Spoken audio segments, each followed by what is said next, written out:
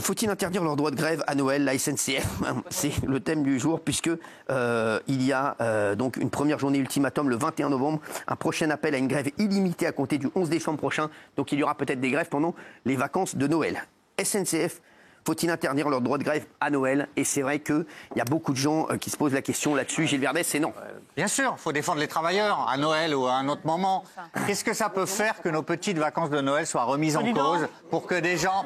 je vous le dis, en fait, vous raisonnez en termes d'intérêt individuel, ceux qui mettent oui. Moi, je raisonne en termes collectifs. Les travailleurs sont menacés, ils sont épuisés à la SNCF. Il y a un problème avec la reconstruction totale du fret qui est incroyable. Donc, vive la grève à la SNCF, voilà, à Noël, on a n'importe quoi. Le souci avec toi, Gilles, c'est que tu raisonnes comme un riche et tu raisonnes pas comme tout le reste de la France qui galère toute l'année à économiser pour partir en vacances et qu'on leur gâche au dernier moment de cette façon. Il raisonne comme un riche. Comme une personne qui est riche. Il est riche, de toute façon, donc il raisonne comme lui. Il raisonne comme lui. Il est riche. Vous êtes riche, donc vous ne pensez pas aux autres. Si, vous ne pensez pas aux autres. Bien sûr, je pense aux autres. Non, vous êtes riche. Je pense aux travailleurs de la SNCF qui galèrent et qui défendent. Bien entendu. Cette année, c'est le fret, les autres années, c'est autre chose. Vous voyez pas que vous êtes en train de rendre malade mamie? Ben oui, évidemment, c'est autre chose. Et quand c'est autre chose, on dira qu'il faut faire grève. Il y a des pays qui sont très démocratiques et qui interdisent les grèves au départ en vacances et à Noël. On a la chance d'avoir Fabrice Division à Ponte. Je voulais vous poser une question, parce que c'est intéressant ce que vous dites, et vous avez raison sur la question de la grève et le lien entre la grève et le droit des travailleurs. C'est lié, effectivement. Depuis 1947, combien d'années sans grève a connu la SNCF? Aucune. Zéro. Donc c'est-à-dire que la SNCF, vous m'expliquez que les travailleurs sont menacés depuis 1947. C'est la seule entreprise de France dont les travailleurs sont menacés depuis 1947. Et c'est la seule entreprise de France dont les salariés ont encore quelques privilèges, sans doute insatisfaisants, il faut bien le comprendre. Mais néanmoins, c'est-à-dire qu'il y a quand même un moment donné, quand vous avez zéro, pas une seule année sans grève, depuis 1947, avec une législation sociale qui n'a pas arrêté de bouger, il faut quand même vous demander à un moment donné si on est encore dans le droit ou dans l'abus de droit. Thomas. Oui. La grève de la SNCF, je suis d'accord avec absolument tout ce qu'a dit Gilles, au mot près. Et j'ajouterais que la journée de travail de 8 heures, limitée à 8 heures, c'est grâce aux grèves de 1919. Les congés payés et la semaine de 40 heures, c'est les grèves de 1936. Et qu'en mai 68, quand il y a eu la plus grande grève générale de l'histoire du pays, il y a eu 35%. On parle de la grève de la SNCF, quand même. Et donc je dis juste, si vous êtes contre l'utilisation du droit de grève, rendez vos congés payés. Alors Fabrice Division. Vous voyez Thomas, le problème il est là. Vous confondez l'émission avec une tribune politique. Je veux dire, on ne vous a pas interrogé sur l'intérêt du droit de grève, c'est pas ça le débat. Le débat, c'est la grève de la SNCF. C'est pas le droit de grève en général. Et en fait, non mais, soyez en premier, je veux dire. Si vous voulez. C'est-à-dire que en fait, c'est ça, le débat de fond, il est là.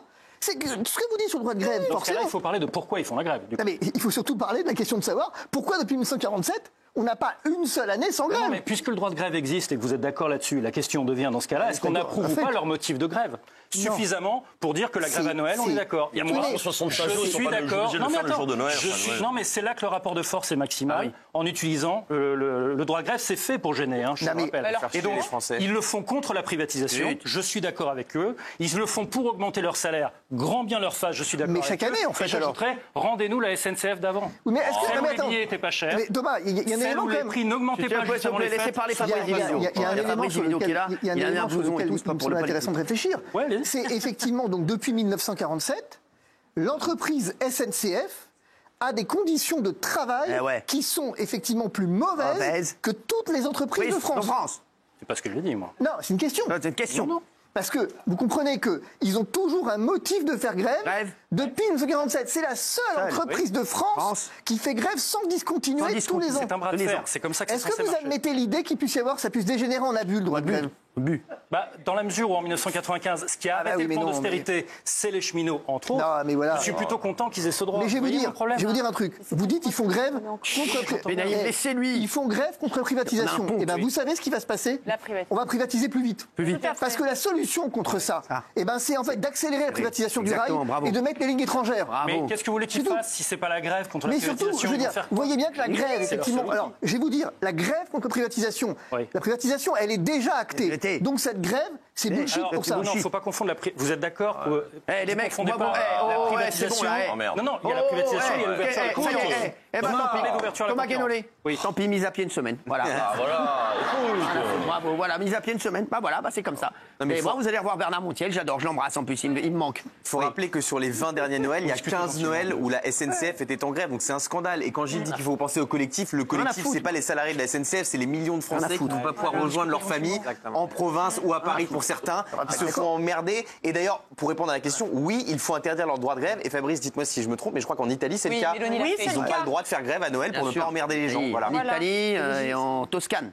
C'est encadré. Et puis, il faut rappeler quand même que le but d'une grève, c'est pas d'emmerder le Français, c'est d'emmerder la direction de son entreprise. Ils ont qu'à laisser les passagers rentrer sans billets, ça va emmerder la société parce qu'ils ne payeront pas leurs billets, mais pas emmerder les Français qui vont voir leurs petits-enfants en vacances. Je suis désolé. Exactement.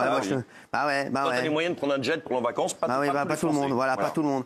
Oui, Verdez. Non, mais si la direction acceptait de discuter hors période de Noël, il ne ferait pas grève à Noël. C'est un levier maximal.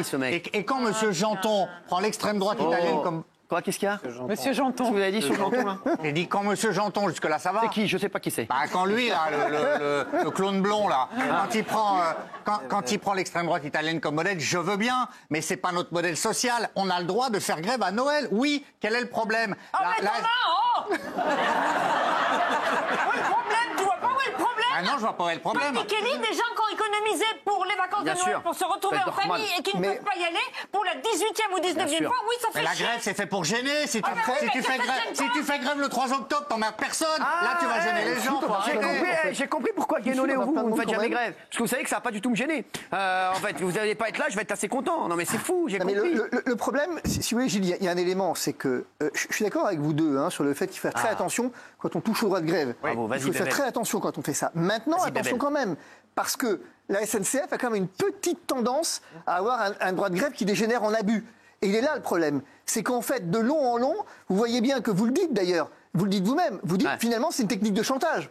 Oui, mais le droit de grève, il ne peut pas être seulement une technique de chantage. Il ne peut pas être d'emmerder les Français qui voyagent uniquement. Effectivement, ça peut pas être ça. Je veux répondre. Ramenez-moi la bague au lieu de répondre, tiens.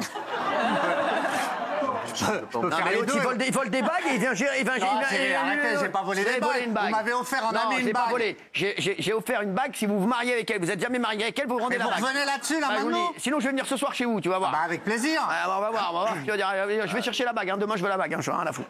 82%, voilà, une fois de plus. Voilà. Mais je n'en avais pas marre d'être en situation d'échec. Mais non, mais les propos de M. Divisio, qu'au demeurant j'aime bien, sont mensongers. Ah non, non, jamais. Alors, c'est pas Divisio. Donc, je vous le dis, stop. Vous parlez pas comme ça, Fabrice Divisio, c'est un ponte. C'est le ponte d'Avignon. Ah, le ponte, voilà. J'ai dit rapport de force et vous transformez ça en technique de chantage. C'est dégueulasse. C'est un rapport de force, Fabrice. Vous le savez très bien. C'est du chantage. Alors, savez-vous combien de jours de REM ont été recensés à la SNCF depuis 2002 ? 469. La SNCF, 3 semaines de grève en moyenne par an depuis 20 ans. C'est Jean-Marc Dorangeon. Ici, 0. Ici, vous pouvez en prendre.